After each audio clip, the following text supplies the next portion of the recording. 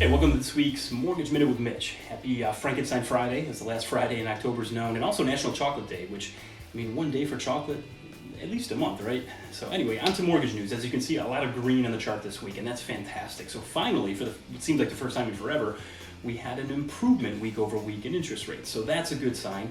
What I want to do is cover a few of the things that kind of drove that, and what we're seeing in the market going forward. So first thing, the initial GDP numbers came out. Now these are preliminary numbers, so there's actually 3 readings that we have, and this is just the first. So expect some revisions, but it shows a positive 2.6% growth. So first 2 quarters of 2022 have not been good, they've been negative. So anything positive would be a good sign for the economy. Now also inflation numbers came out, personal consumer expenditures, and the core inflation rate, and everything pretty much came in line. We did see a slight increase, but that was expected, so no surprises.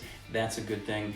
Perhaps one of the biggest factors, though, was kind of a change in tune in some of the members of the Federal Reserve. So Sherrod Brown, a senator here in Ohio, actually penned a letter to the head of the Federal Reserve, Jerome Powell, and he said, hey, you guys have 2 mandates, not just one. So it's great that you're focused on taming inflation, but don't forget about maximizing employment, your other major function. So, as we continue to see interest rates climb, eventually that's going to take a toll on employment. So he just wanted to politely remind the Federal Reserve, hey, you guys have this other function too. So some of the other heads of the Federal Reserve also changed their tune a little bit as well. So if you remember just a couple weeks ago, it was, the risk of doing too much is outweighed by the risk of doing too little. So they wanted to keep their foot on the gas and keep these rates going up, but suddenly they're starting to change their tune a little bit. Hey, let's give it time to let these rate hikes work. And even the heads of central banks in other parts of the world are saying the same thing. So you have Canada, Australia, the European Union, they've all slowed their rate hikes. Pretty much across the board, everyone's been raising rates, but they've decided, let's slow it down a little bit. Let's let this play out, see how it affects things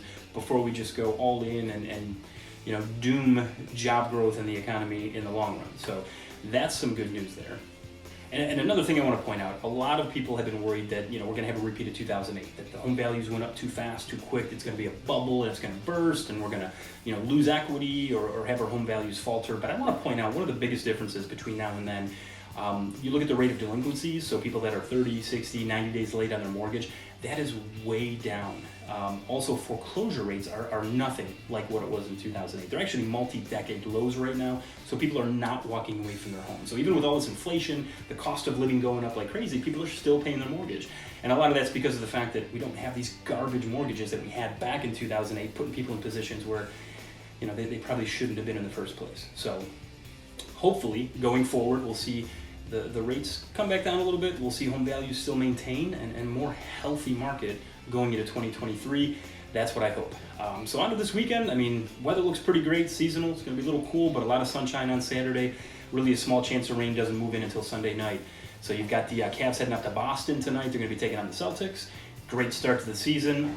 They are just fun to watch. You have the Buckeyes finally playing a ranked team, so they'll be taking on Penn State on Saturday at noon.